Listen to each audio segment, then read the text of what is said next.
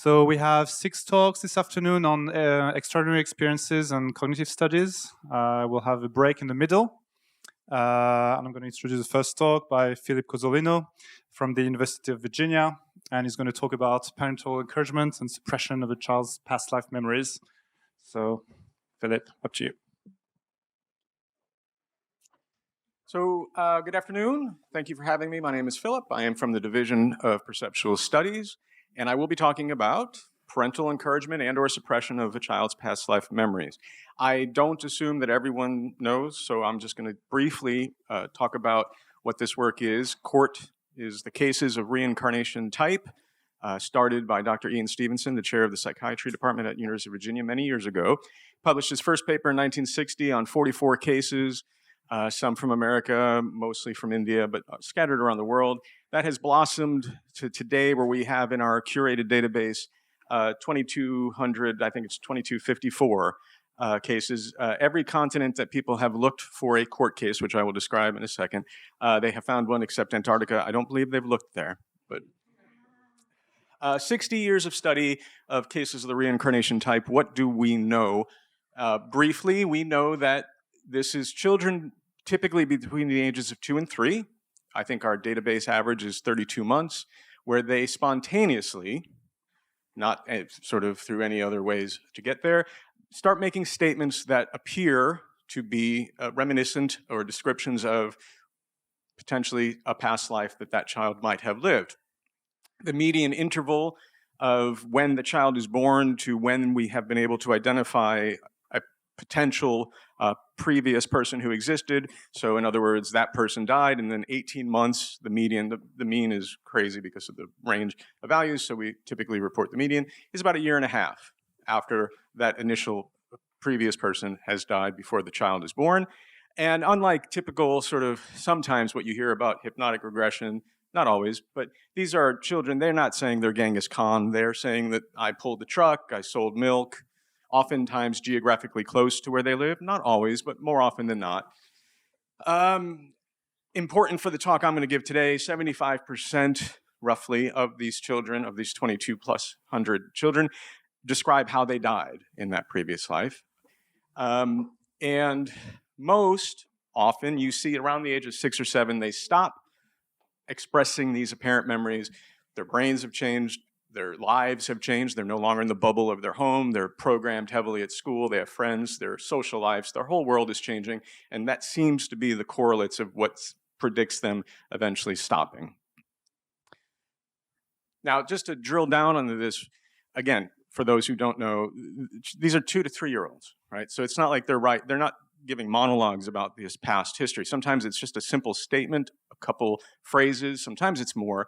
The emotions range everything from detached all the way through. We have parents we've spoken to recently that say, we're just walking along in a park and look at the duck. And, oh, you remember that time when I told you I died in a plane crash? And, oh, look, another duck. It's just sort of, So, yeah? All right, we're going to keep going. And oftentimes very sad. This is leading up to the paper that I'm going to present. Very distressed, sometimes nightmares, night terror, anger, depending on their past history that they're describing.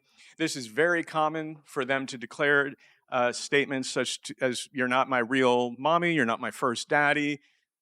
This comes right out of one of our cases. When I was your age, I used to change your diapers. That was a child that seemingly was talking about a life that was the mother's great-grandmother, I believe. When I used to live in this country, in this era. Now, 75% of these kids talk about how they died, but what's really fascinating is that roughly 70% of those children describe an unnatural, often violent death. So it's certainly not, it seems to be a common feature of these cases, in some cases even intentionally violent, being murdered, being stabbed, shot, etc. And these are 2 or 3-year-olds talking about very distressing things, and that's sort of what leads me to this point. For obvious reasons, the focus all these years through Ian's work, through Jim Tucker's work, through Antonia Mills' work, through everyone who's done this, has been on the children, obviously, what they're saying, what their stories are, and then eventually on the previous personality once one has been identified. In other words, who was that other person that potentially enough of these statements can verify to point to someone, then they start focusing on that person and that person's family. And I wanted to ask something about the parents, because you can imagine how distressing that would be to have a 2 or 3-year-old expressing memories of dying in a fiery plane crash and not being able to sleep because of that. So even in cultures, I would argue, where reincarnation beliefs are embedded in their cosmology, it probably doesn't feel good to have your child scream at you, "You're not my mommy," or "I died in a plane crash," or "Take me back to my real family," which are very common things to have the child say. So that leads to the paper that's now under review, and it's a limited amount of data, and I'm only showing you a portion of it because, of course, the focus has always been on the children and verifying their statements, etc.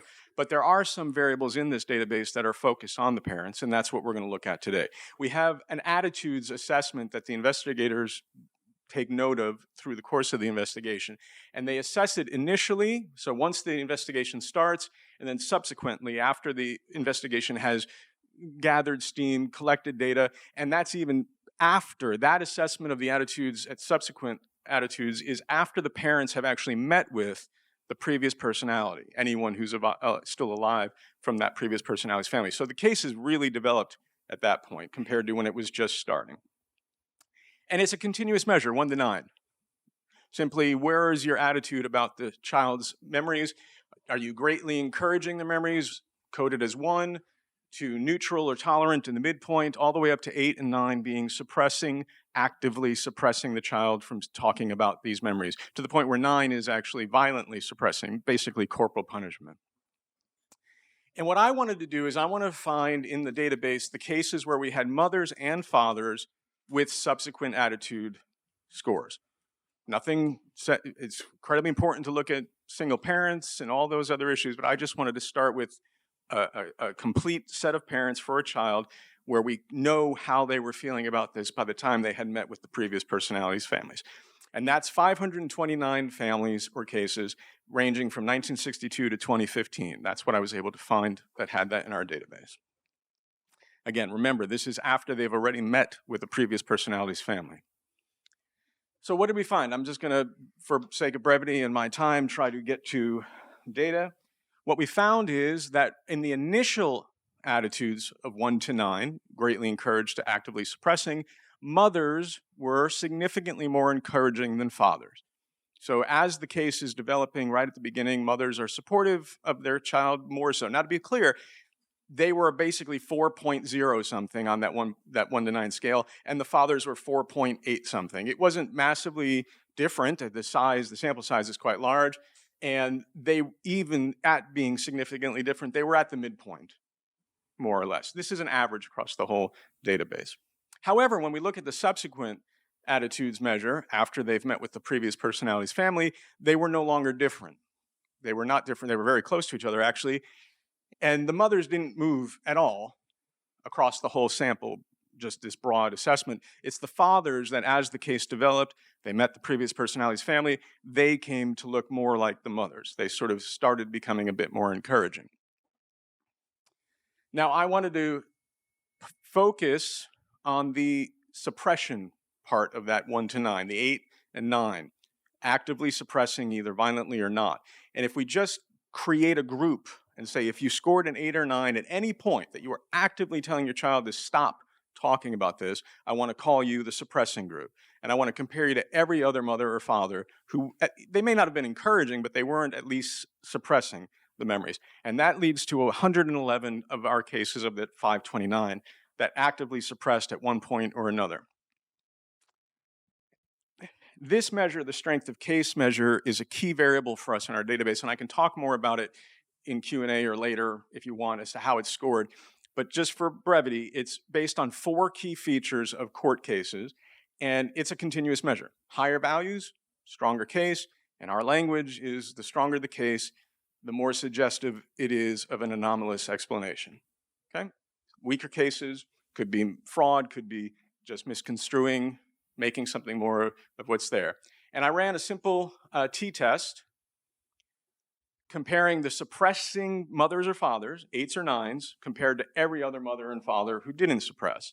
And what we found was a significant effect that if you were a suppressing mother and or father at any time, initially or subsequently, those cases were significantly stronger than the non-suppressing mothers and fathers. And that's an important point, because one of the critical skeptical points that people will often raise about this work is, aren't these parents just ginning up this case? They want to get attention, they want to write a book or be in a documentary. And sure, that's probably possible at individual levels, but the data aggregated suggests the opposite. Again, stronger case means you'd have a better documentary, you'd have a better book, more anomalous explanations, and those are the people who are more likely to be saying to the children, stop talking about this, and even actively and violently suppressing them if they can. When we look at the mothers and fathers separately in terms of whether they suppressed, again, that group of 8 and 9s versus everyone else, and their level of education, we found that mothers who suppressed were significantly less educated than mothers who didn't suppress, a very large effect, but there was no education difference between the fathers. So if they suppressed as a father or not, there was no difference in their level of education. And that will come up a little bit later at the end of the talk, what I think that might mean. And then again, for sake of brevity, I want to talk about the final analysis in the paper. I've skipped a couple extra bits that I can send the paper to you if you'd like. And this is an ordinary least squares regression that I ran. And what this allowed me to do is say, let's take the mother's subsequent attitudes, the final attitude from the mothers, the subsequent attitude from the fathers, and let's put them together in an analysis that predicts the strength of case score. And that way they can partial each other out and control for each other, so we can kind of think about what is the unique contribution of the mother's attitudes, or at least the unique relationship to the strength of case scale, and what is the unique relationship of the father's attitudes to the strength of case measure. Again, stronger cases, more suggestive of an anomalous explanation, okay? And again, assuming some of you know, some of you don't, the regression allows us to control for the other one in the equation, which is nice. Again, in this case, oftentimes we would talk about strength of case as being predicted by, but we're not making any kind of causal sort of predicted by these predictors. We're looking for relationships. What are the correlations, basically, among these variables in this analysis? And here's what we found. We found differential relationships, very interesting in my mind, such that when you put the mothers and fathers' subsequent attitudes into the equation, predicting strength of case, or at least looking for that relationship, what we find is that as the strength of case increases, the attitude of the fathers become more encouraging, controlling for what the mother's attitudes are. And the flip of that, at the same equation, both of these significant, as the strength of case increased, the attitudes of the mothers became less encouraging, controlling for the father's attitudes. So when you actually allow them to sort of partial each other out and you're left with the unique relationship between mothers and fathers, what you find is that they, in the stronger cases, they're starting to separate from each other. Mothers are becoming more suppressive and more discouraging, and fathers are becoming less suppressive and more encouraging. And here's the paper's section called the cautious inferences, because of course, these are archival data, retrospective, 1962 to 2015, only a few handful of variables that we can talk about. We don't have any more in-depth ways of thinking about it. But if you know the psychological theory, attachment theory, I'm a psychologist, it's one of our most dominant and famous theories about how parents tend to relate to their children and vice versa. And what that theory says is that children often seek differential attachment-related outcomes from their mothers and fathers, right? When it comes to mothers, generally, this is very broad, it's more nuanced than that, and time has changed in terms of parenting. But generally, even today, children tend to seek comfort from their mothers during intense times of distress. And mothers fill that role oftentimes for the child. It's the classic, a child is in distress, looking at their father saying, I want my mommy, right? Fathers are just as important as mothers in the development of their children, but their attachment role is typically more known as an affiliative role. Sometimes a playmate, sometimes a child saying, Daddy, can you teach me how to climb this tree? Or I want to use this tool. Can you show me how to do that? It's more skills-based. It's more analytical focused, whereas the mothers are typically a little bit more the go-to for an emotional reaction or emotional outcome. Again, very crude, very broad. It's more nuanced than that. Attachment theorists would hate what I'm saying right now, but it's pretty accurate historically what I'm describing. So our take on this is that perhaps for the court mothers, As that case gets stronger, again, oftentimes that measure of strength of case is involving intense emotion, intense distress, intense sort of realities of all these different variables that we have actually verified, and they've pointed to a previous personality, and the child's saying, I want to go live with them. The mothers become very protective of their child, and they have that emotional reaction of saying, oh, this is starting to get a little scary for me and for the child, so I'm going to fulfill this role of saying, let's figure out a way to make this go away. Whereas the fathers, the data have come in, and it seems accurate, and it's been verified by these researchers. So let me help them through this challenge that they're facing, much like how do you ride your bike? That's our inference of what might be going on. So the fathers, in that instance, while the mother is doing her thing, the father is saying, okay, I'll be here for you. And the mother is saying, well, you do your thing. I'm going to kind of try and protect my child, right? And that's our broad, cautious inference of what's happening with these court children. You see similar effects in the literature that have nothing to do with past life memories. Children with problematic externalizing behaviors, you find in that literature that mothers more likely to perceive the behaviors of their children as more problematic and more severe. They interpret it as being worse for their child than fathers do, especially if the mothers themselves are experiencing some of that distress. So you see in other domains something similar occurring where mothers and fathers react differently. And I'll just end on this. This isn't a qualitative analysis, but I had our research specialist, Elliot, pull 5 files that mapped on perfectly to the effect from our regression. I said, here are 5 cases that are strong cases with a suppressing mother and a non-suppressing father. Go pull those original case files. I want to look through them.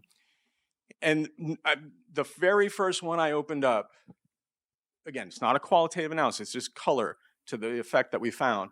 This is Ian Stevenson notes directly as he typed them in a 1974 India case. He wrote, village women told Sarvesh's mother to do some spell on him so he will forget about his previous life. Subject's mother did not want to lose her son.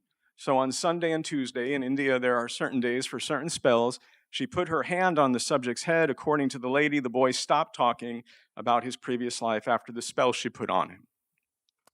Ian writes later that he spoke to a neighbor woman, and the woman said, oh yeah, the putting the hands on the head is slapping the head repeatedly. So that's that 9, suppressing violently, if you will. But again, sort of a folk wisdom attempt to say, please stop, just whatever I can do.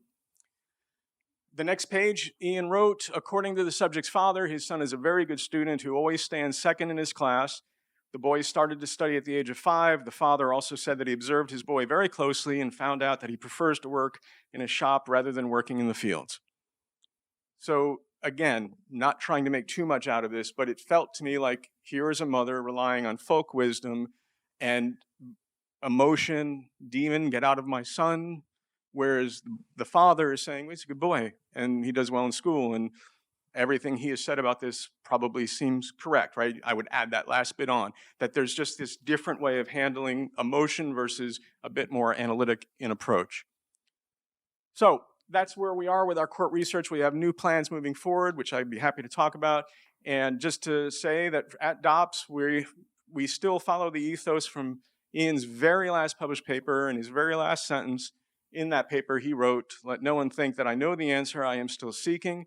And that is still the ethos that guides us today on this work. And I want to thank Marieta Pehlivanova, who you'll hear from later today, and Jim Tucker, who are my co-authors on this paper. Thank you.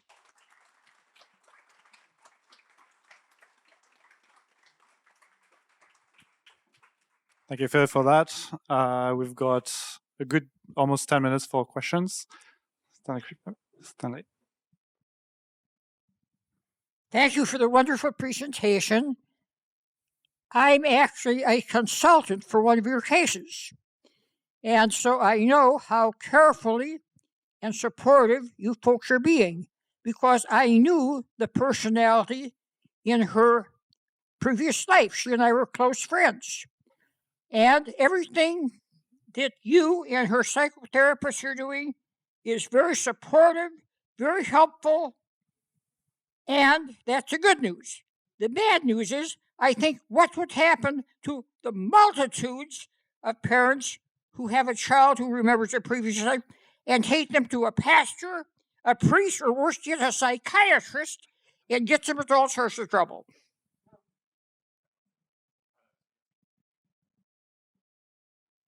Yes, I think I agree with that. Obviously, you know better than I. But I think we talk about this a lot in the building about it's.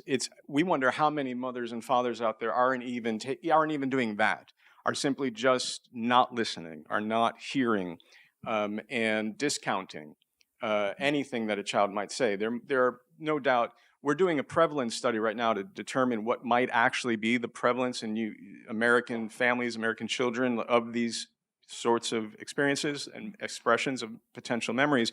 And we just know that there are some families out there that it may not be a huge percentage, but there's some number we're not going to get because they just won't understand that when a child says that, it is something potentially more than imagination. It may be, but it may not be, and they just aren't going to ever engage with that. And as you say, those who do engage with it, they often don't assume, oh, let's go to Jim Tucker. They're going to go to a priest, they're going to go to a doctor. And I think if we can normalize this, that's literally one of our goals. We have a stated goal right now in our young group of researchers to you don't have to believe this is reincarnation. We're not sure what we believe about it at all. I don't think it matters what we believe about it.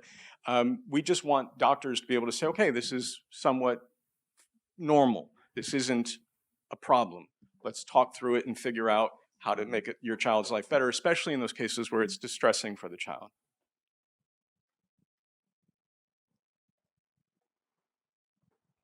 Thank you so much for the great talk. I know this was an associative study, but I'm kind of asking for your speculation about this whole suppressive piece.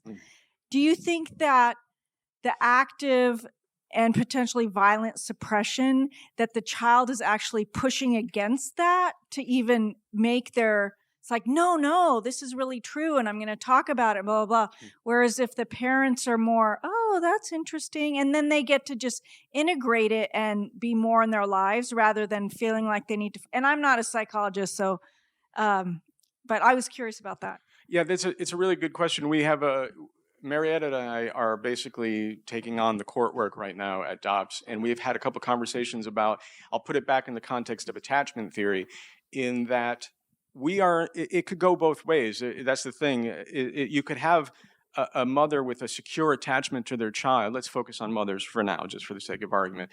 A secure attachment with their child, which is the healthy kind, that you could say, well, they're the more likely ones then at that moment to be receptive and open, and the child having that secure relationship with the mother is more likely to express the memories. It's also possible that someone with a secure attachment to their child may really struggle when they find that their child is having night terrors and nightmares and traumatic play, in fact, that actually may make them more likely to say, what can I do for my child? Because their role of having the secure attachment provider might actually make them more likely to suppress at that point, because at some point they're fearing for their child's lives and their safety. And in fact, this slide here, if I can show quickly, I didn't put it in the talk. What we have here is, among all the 111 people who suppressed, we actually asked them, why did you suppress? And these first three categories are I'm afraid that the previous personality's family is going to come and take my child from me. That's 22% almost. 20% said, I think this whole experience is harmful to my child. And 18%, for some reason, they think this might lead to my child dying young. And all the others are things like stigma and just other reasons. And if you look at these first three categories and I don't know what's happening there, think of this as one thing, the safety of my child. That's why I'm suppressing. These are even significantly stronger than these reasons in terms of the strength of case. So I do think that the strength of case is driving parents. And I can't assume that every single one of these suppressing parents is an insecure attachment. I'm sure there are some really good secure attachments in here too. But if you're afraid for your 2 or 3-year-old, you're going to do everything you can. And at some point, when it comes to this kind of a past life, I mean, there's just no book there's no Dr. Spock for that, right? So I think that might be what predicts suppression potentially. I hope that answered the question. Yes, I have a question. How do do you do as a doctor? Or when you receive the families, what would you advise for the parents? What would you advise for the child? We have one of the most visited websites on the UVA medical site is a page that we've created years ago. Jim Tucker created it, I believe, that is advice to parents who are having this experience. I think it is the most visited site on the UVA's all of the medical. It's crazy how many people go there. Yeah. And I think his role in the way we talk with him about it is to hear, to listen, to not judge. The thing we hear all the time from parents is, and we just saw in a paper on a follow-up of parents that from many years ago, these kids were court kids, and Marieta is the first author on a paper where we went back and asked parents and the children 20, 30 years later about their experience. And I think 70 to 80% of the parents all said, thank you for listening to us. Thank you for taking us seriously. So I think that's our first role, is just to not judge, to listen, and to also let them know, look, by 5, 6, 7, this is going to go away. We know now, multiple studies have shown that these kids have normal lives. They're, in fact, more than normal lives. They are generally normal kids, but they're also significantly more intelligent. Their verbal skills are significantly higher. Multiple people, Haroldson has shown that as well. So they actually are exceptional children. So I think that's the role too, is to say you're frightened now, and I understand it, but the kid's going to be okay, and so will you. Thank you so much. One question, no. if you have a short answer. I don't know if I can do that. We are short of time, so Yeah. if we Yeah, can. probably not. Right, thank you, Philip.